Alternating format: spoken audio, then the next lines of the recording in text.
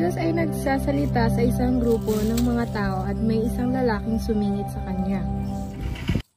Kayong lahat, mag-ingat kayo sa kasakiman, sapagkat kahit mayaman kayo, hindi nyo madadala ang iyong kayamanan pag kayo ay namatay na.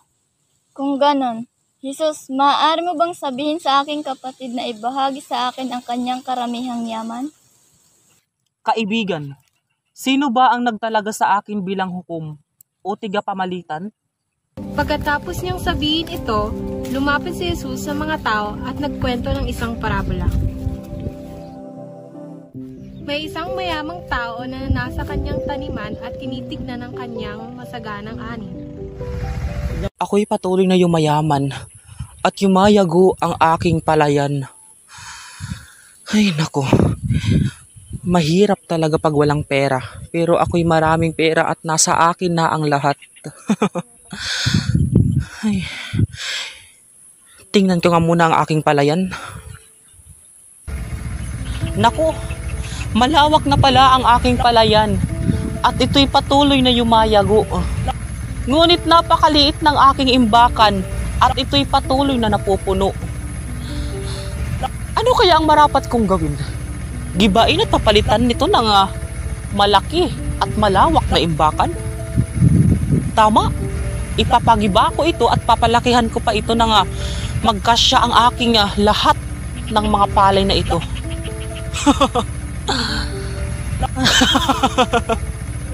Makapagpahinga nga muna.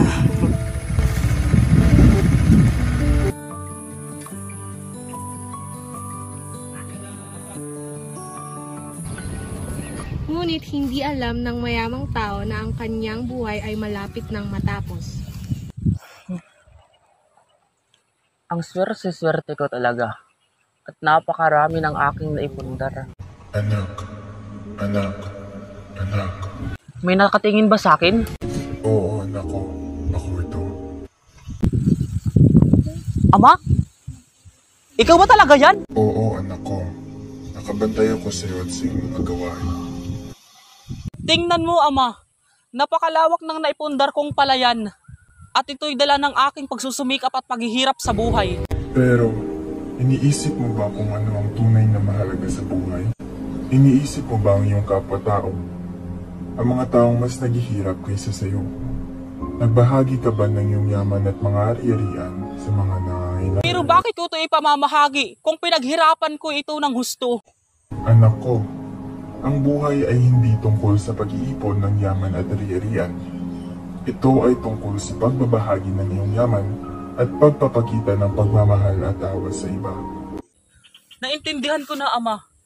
Ako'y nakatutok lamang sa aking salapi at yaman na hindi ko na naiisip ang karamihan. Hindi pa huli upang magbago ka, anak ko.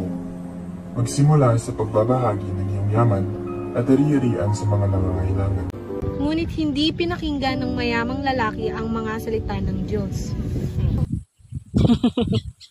Bakit ko papakinggan ng Ama kung nasa akin naman ang lahat at makukuha ko kung ano ang gusto ko? Kabaliwan. Ngunit sa araw na iyon, natapos na ang buhay ng mayamang lalaki.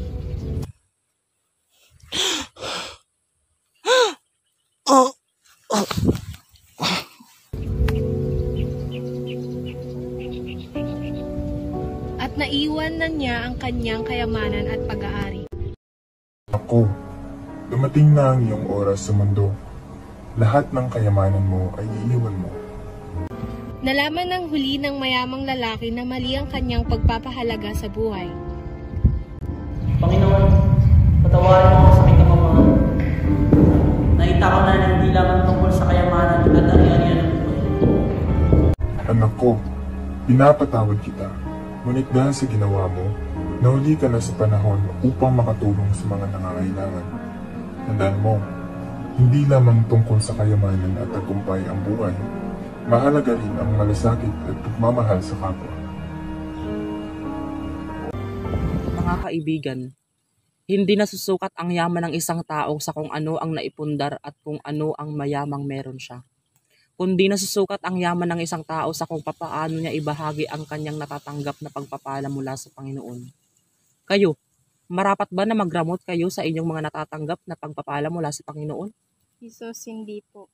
Ikaw, ano ang iyong saloobin? Hindi po, sapagkat alam ko na kung paano maging mayaman sa paningin ng mga tao at ng Diyos. Mga kaibigan, sana magsilbi itong aral sa inyo. At sa mga salitang iyon, lumisan si Jesus na nag-iwan sa mga tao ng isang bagong pag-unawa sa tunay na kahulugan ng pagiging mayaman.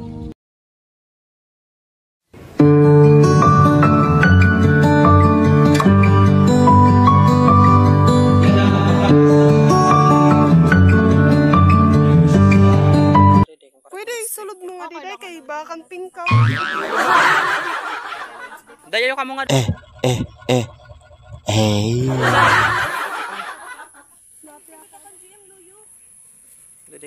Dili ka day. Mauto kita from the top. Ano ni mo? Dala niyo day, dalagan ka mo. Lalakad na alam beauty queen. Amra klema, make it scream. Ganda ko ang nagdenen. Lalo kang mapapating.